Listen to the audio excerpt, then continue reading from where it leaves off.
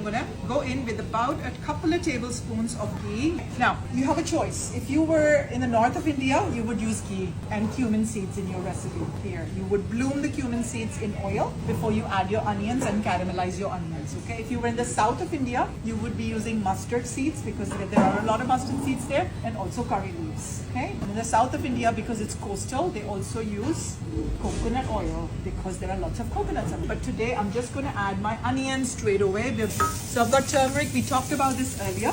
Turmeric, you use about a quarter teaspoon to half a teaspoon. You add more, you have a bitter aftertaste, especially the next day, okay? Because the spices, they start to bloom when you add them to oil, and they also start releasing their flavors, you know, as they sit. The heavier notes, they start coming out later on. The lighter notes, you can smell them, taste them, then you eat them on the same day, okay? Chili, completely up to your own palate. You add a tiny bit. If you want it milder, you can add up to a half a teaspoon, even a teaspoon if you want it extra sweet, okay? Coriander, the herb is usually used towards the end as a garnish. This, on the other hand, is used as a spice. It's basically just the same coriander seed that's been ground up into a powder. You can add up to a tablespoon of coriander in here. It's just a lot of flavor, and it's really good for you too. Now, we've taken about 200 grams of onion here, and to this I will be adding about 400 grams of good tomatoes in here, okay? The quantity of tomatoes that you use is dependent on your mother.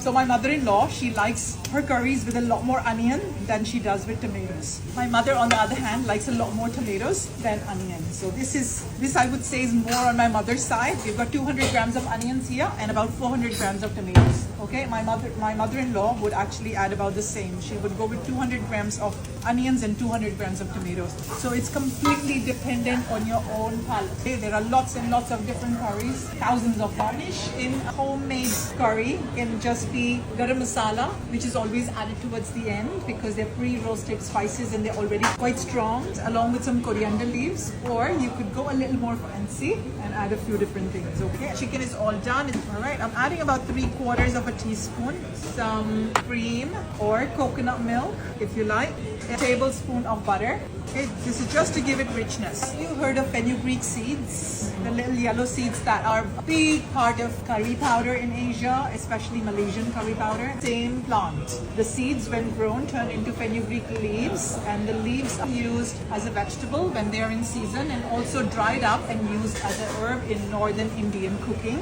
All you need is about a tablespoon of this stuff when you're using this as a garnish, because you don't want to overpower the dish. Crush it between your fingers, okay? Okay, I'm going to pop this back in the freezer so it stays nice and crisp.